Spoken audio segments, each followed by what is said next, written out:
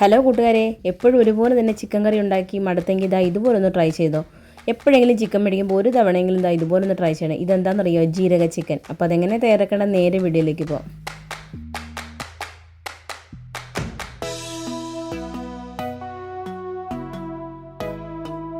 അപ്പോൾ ജീരക ചിക്കൻ തയ്യാറാക്കാനായിട്ട് ഞാനിവിടെ ചട്ടി ചൂടാക്കാൻ വേണ്ടി വെച്ചിട്ടുണ്ട്. ചൂടാകുമ്പോൾ അതിലേക്ക് 1 ടേബിൾ സ്പൂൺ എണ്ണ ഒഴിച്ചു കൊടുക്കുക. വെളിച്ചെണ്ണയാണ് ഒഴിച്ചു കൊടുക്കുന്നത്.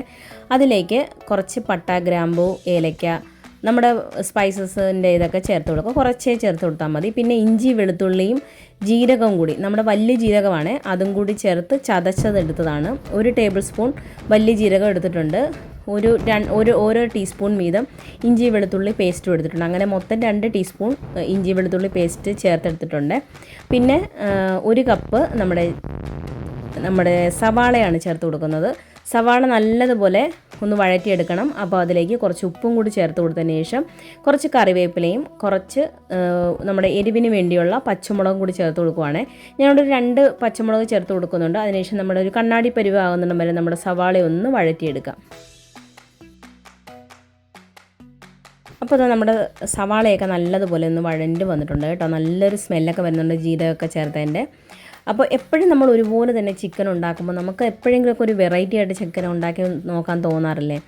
അപ്പോൾ ഇതൊന്ന് ട്രൈ ചെയ്താൽ മതി. അപ്പോൾ നമ്മുടെ സവാളയൊക്കെ വഴണ്ടി വന്നിട്ടുണ്ട്. നമുക്കതിലേക്ക് ഞാനിവിടെ ചിക്കൻ എടുത്തിരിക്കുന്നത് 1 കിലോ ചിക്കനാണ്. അത് കുറച്ച് ഉപ്പും മഞ്ഞൾപ്പൊടിയും മുളക് പൊടിയും മാത്രം നല്ലതുപോലെ ഒന്ന് മിക്സ് ചെയ്ത് ഒരു അരമണിക്കൂർ വെച്ചിട്ടുണ്ടായിരുന്നു. അപ്പോൾ നമ്മളിങ്ങനെ ചെയ്ത് വയ്ക്കുമ്പോൾ നമ്മുടെ അതിനകത്തേക്ക് കറക്റ്റായിട്ട് ആ എരിവും ഉപ്പും ഒക്കെ നല്ലപോലെ ഒന്ന് ഇറങ്ങി കിട്ടും. അതിന് വേണ്ടിയാണ് അതപ്പോൾ അത് നല്ലതുപോലെ നമ്മുടെ സവാളയിലിട്ട് നല്ലതുപോലെ ഒന്ന് വഴറ്റിയെടുക്കണം. വഴറ്റിയെടുത്തതിന് ശേഷം അതിലേക്ക് ഞാനിവിടെ 1/2 കപ്പ് നമ്മുടെ തക്കാളിയുടെ പേസ്റ്റാണ് ചേർത്ത് കൊടുക്കുന്നത്. ഞാനിത് നേരത്തെ തന്നെ ഉണ്ടാക്കി വെച്ച തക്കാളിയാണ്. ഇതിൻ്റെ വീഡിയോ നമ്മുടെ ചാനലിലുണ്ട് കേട്ടോ, വേണമെങ്കിൽ നിങ്ങൾക്ക് ചെക്ക് ചെയ്യാൻ, ഇല്ലെങ്കിൽ ഡിസ്ക്രിപ്ഷൻ ബോക്സിൽ ഇട്ടേക്കാം.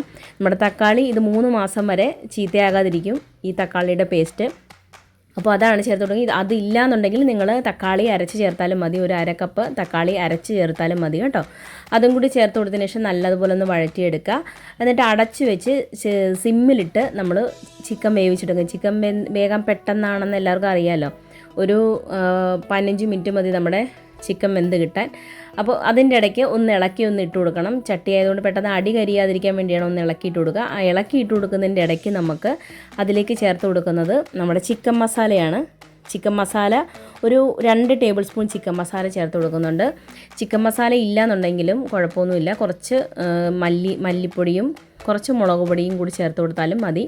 2 ടീസ്പൂൺ മല്ലിപ്പൊടി, 1 ടീസ്പൂൺ മുളക് പൊടിയും, പിന്നെ ഗരം മസാല ഉണ്ടെങ്കിൽ ഗരം മസാല ചേർത്ത് കൊടുക്കുക. ഇതൊന്നും വേണ്ടാന്നുണ്ടെങ്കിൽ ചിക്കൻ മസാല മാത്രം ചേർത്ത് കൊടുത്താൽ മതി. 2 ടേബിൾ സ്പൂൺ ചിക്കൻ മസാല ചേർത്ത് കൊടുത്തതിന് ശേഷം അടച്ച് വെച്ച് വീണ്ടും സിമ്മിൽ വേവിക്കുക. അപ്പം നല്ലതുപോലെ നമ്മുടെ ചിക്കനൊക്കെ ഒന്ന് വെന്ത് നമ്മുടെ ചിക്കൻ മസാലയൊക്കെ അതിനകത്ത് പിടിച്ചിട്ട് വരും. അപ്പോൾ അതിനുശേഷം ഞാൻ ലാസ്റ്റായിട്ട് ഇതിനകത്ത് ചേർത്ത് കൊടുത്തിരിക്കുന്നത് നമ്മുടെ ജീരകമാണ്. വലിയ ജീരകമാണ് ചേർത്ത് കൊടുക്കുന്നത്, ചെറിയ ജീരകമല്ല. വലിയ ജീരകം നല്ലപോലെ ഒന്ന് ചതച്ചതിന് ശേഷം 1 ടേബിൾ സ്പൂൺ വലിയ ജീരകം, മൊത്തം ഇതിനകത്ത് 2 ടേബിൾ സ്പൂൺ വലിയ ജീരകം ചേർത്ത് കൊടുക്കുന്നുണ്ട്. ഈ ജീരകം ചേർത്ത് കൊടുക്കുന്നതെന്ന് പറഞ്ഞുകൊണ്ട് നിങ്ങൾ ഈ ജീരകത്തിൻ്റെ കുത്തല ചൊവ്വയൊന്നും വരത്തില്ല കേട്ടോ. ഒരു വെറൈറ്റി ടേസ്റ്റാണ്, നല്ല ടേസ്റ്റാണ്. ഒരു പ്രാവശ്യമെങ്കിലും നിങ്ങളൊന്ന് തയ്യാറാക്കി നോക്കിയാൽ മാത്രമേ അറിയത്തുള്ളൂ. ലാസ്റ്റ് അതിലേക്ക് കുറച്ച് കറിവേപ്പിലയും കുറച്ച് മല്ലിയിലയും കൂടി തൂവി നമ്മുടെ കറി റെഡി ആയിട്ടുണ്ട്. അപ്പോൾ അത്രയേ ഉള്ളൂ. ഈ ജീരകം ചേർത്തതിന് ശേഷം ഒരു 5 മിനിറ്റ് ഒന്നുകൂടെ അടച്ച് വെച്ചൊന്ന് വേവിക്കണം കേട്ടോ. അപ്പോൾ അത്രയേ ഉള്ളൂ, നമ്മുടെ ജീരക ചിക്കൻ ഇവിടെ തയ്യാറായിട്ടുണ്ട്. ചോറിൻ്റെ കൂടെയും ചപ്പാത്തിയുടെ കൂടെയും പൊറോട്ടയുടെ കൂടെയും നൂലപ്പത്തിൻ്റെ കൂടെയൊക്കെ വളരെ ടേസ്റ്റി ആയിട്ടുള്ളൊരു ചിക്കൻ കറിയാണ് കേട്ടോ. ചിക്കൻ കറിയായിട്ട് വേണമെങ്കിൽ നിങ്ങൾക്ക് കുറച്ചുകൂടി വെള്ളം ചേർക്കാം. അതിനകത്ത് ഞാൻ വെള്ളം ഒന്നും ചേർത്തിട്ടില്ല. ഞാനിവിടെ ചിക്കൻ റോസ്റ്റായിട്ടാണ് എടുത്തിരിക്കുന്നത്. അപ്പോൾ അത്രയേ ഉള്ളൂ, നമ്മുടെ ജീരക ചിക്കൻ ഇവിടെ തയ്യാറായിട്ടുണ്ട്. എല്ലാവരും തയ്യാറാക്കി നോക്കാൻ വേണ്ടി നോക്കാം. ഒരു വട്ടമെങ്കിലും ഇങ്ങനെ ഒന്ന് തയ്യാറാക്കി നോക്കിയാൽ ആരും കുറ്റം പറയത്തില്ല. അതുപോലെ ടേസ്റ്റാണ് കേട്ടോ. അപ്പോൾ എല്ലാവരും ട്രൈ ചെയ്ത് നോക്കിയിട്ട് ഫീഡ്ബാക്ക് ഇടാൻ മറക്കരുത് കേട്ടോ. അപ്പോൾ നമ്മുടെ ചാനൽ ആരെങ്കിലും സബ്സ്ക്രൈബ് ചെയ്തില്ലെങ്കിൽ സബ്സ്ക്രൈബ് ചെയ്യാൻ മറക്കരുത്. നമ്മുടെ ഫേസ്ബുക്ക് പേജ് ഫോളോ ചെയ്യാനും മറക്കരുത്. അപ്പോൾ ഇതുപോലത്തെ പുതിയൊരു വീഡിയോ ആയിട്ട് വരുന്നവരെ thanks for watching. Thank you. By.